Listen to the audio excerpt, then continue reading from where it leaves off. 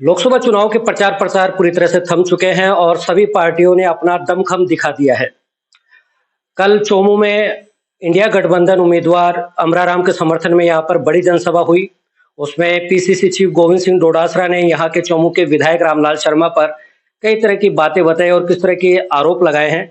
इन आरोपों को लेकर कितनी सच्चाई है, कितनी बातें हैं, इनको लेकर हमारे साथ यहाँ के स्थानीय पूर्व विधायक रामलाल जी शर्मा है, उनसे बातचीत करते हैं। सर, लोकसभा चुनाव के प्रचार प्रसार भी थम गए हैं और कई तरह की बातें जो कल चोमू में हुई, गोविंद सिंह डोटासरा जी ने कई बातें कही। ईडी की कार्रवाई की बात आती है तो ये कहा कि हम दो शेर हैं, हम तो यूं ही घूमेंगे, और भी कई तरह की बातें हैं। पहले इस पे जवाब लेते हैं आप। आम आदमी पार्टी के मुख्यमंत्री अरविंद केजरीवाल भी इसी तरीके की भाषा का उपयोग कर रहे थे। आज अरविंद केजरीवाल कहाँ है? बिल्कुल ये बात डोटासरा जी की सही है कि जो जहर पिएगा वो मरेगा। तो ये तो इन्वेस्टिगेशन का पार्ट है ना कि जहर किसने पिया है, और पिया है तो मरेगा।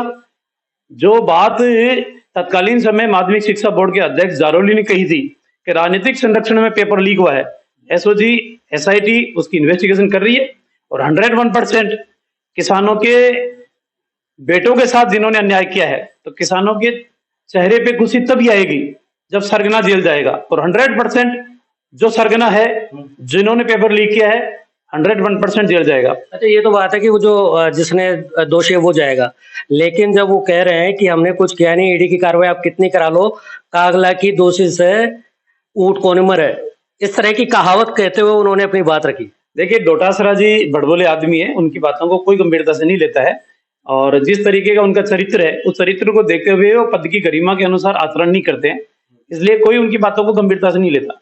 अच्छा, लक्ष्मणगढ़ आप जब गए थे तब वो एक इस बात पे भी कह रहे थे कि लक्ष्मणगढ़ वो आए, मैं उनको फोन करता है, उनकी गाड़ी P P T T T करती गई, वो पर्चा दिखाते रहे, वो नाथी का बाड़ा कैसे पहुंचे, इस तरह की भी बात आई।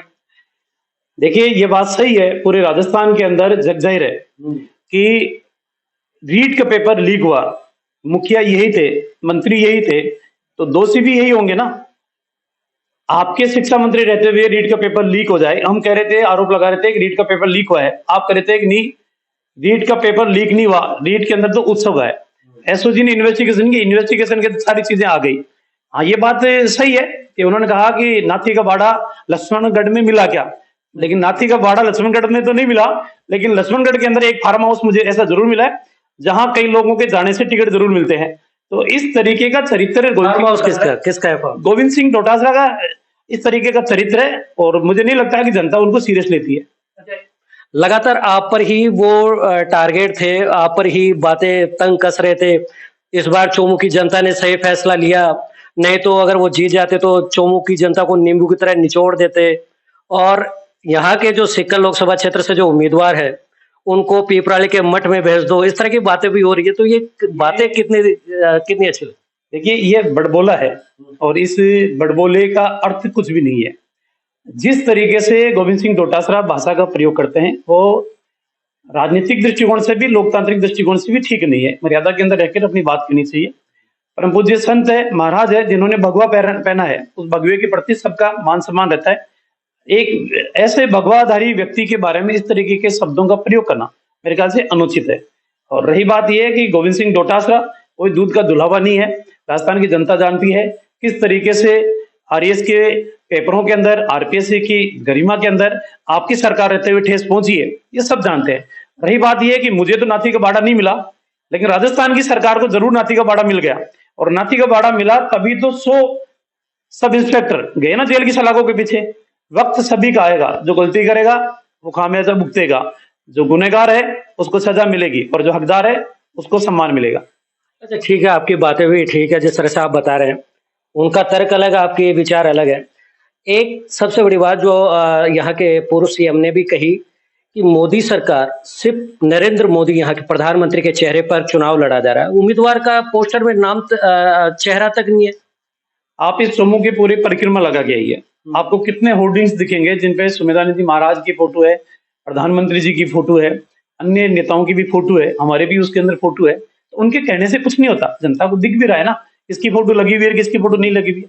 अब उनका राजनीतिक भाषण है वो किस हिसाब से देते हैं, जो उनके अनुकूल दिखता है वो उस हिसाब से भाषण देते हैं। अच्छा, कल परसों जैसे कि आपकी जनसभा रही, उसमें हरियाणा के भी मुख्यमंत्री नायब सैनी जी आए और कल यहाँ पर इंडिया गठबंधन की मीटिंग है जो पूर्व सीएम यहाँ पर आए। दोनों का जिस तरह से जनता में रुख जा रहा है, इस बार क्या चाहती है जनता? आप देखिए देखिए हम बार बार विधानसभा चुनाव के अंदर भी कह रहे थे, हम अकेले चुनाव लड़ रहे हैं, सामने कांग्रेस और कांग्रेस की बी टीम चुनाव लड़ रही है।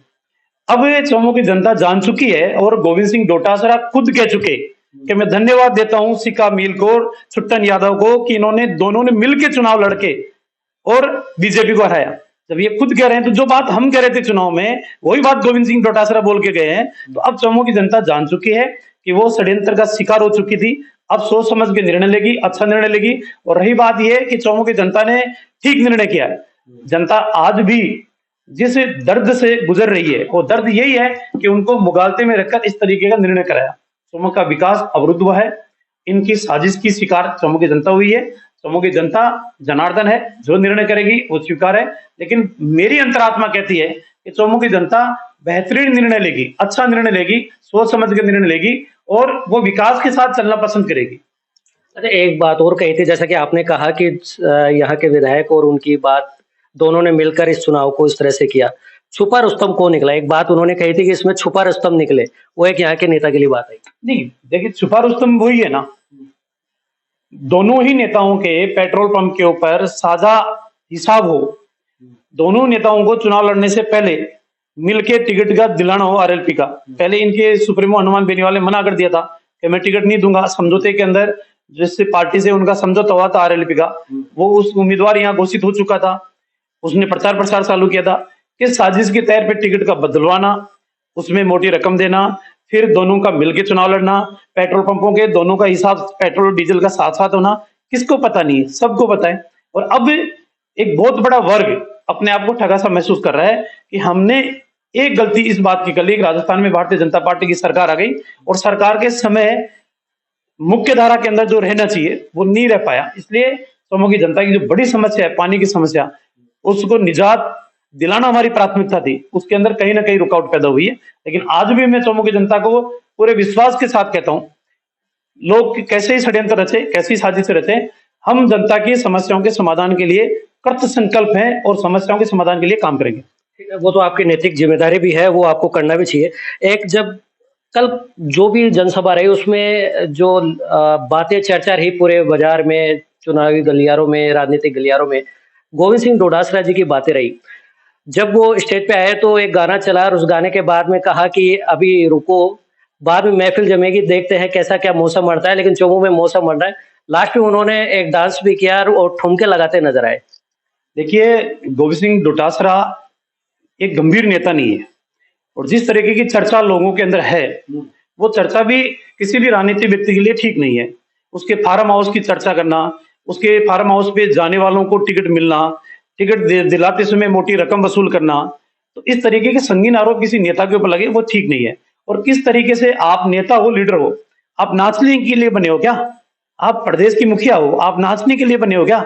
आपको जनता की समस्याओं को गंभीरता से उचित प्लेटफॉर्म के ऊपर उठाना भी चाहिए, सत्ता के अंदर जो है उनके सामने गंभीरता से रखने भी चाहिए। अब आप जिस तरीके से शब्दों का प्रयोग करते हो, राजस्थान के प्रदेश की मुखिया, मुख्यमंत्री जी के लिए आप किस तरीके से शब्दों का प्रयोग करते हो, ये निंदनीय है, ऐसा नहीं होना चाहिए। मैं प्रदेश प्रवक्ता रहा हूं, कभी भी मुख्यमंत्री अशोक गहलोत जी रहे हैं, एक दिन भी असभ्य शब्दों का प्रयोग, अभद्र भाषा का प्रयोग हमने कभी नहीं किया। हमारी बात थी वो शालीनता के साथ और बड़ी इज्जत के साथ हमने बात हमेशा एक विपक्ष के नाते हमने रखी है, कभी इन जैसे ओछे शब्दों का काम में नहीं लिया।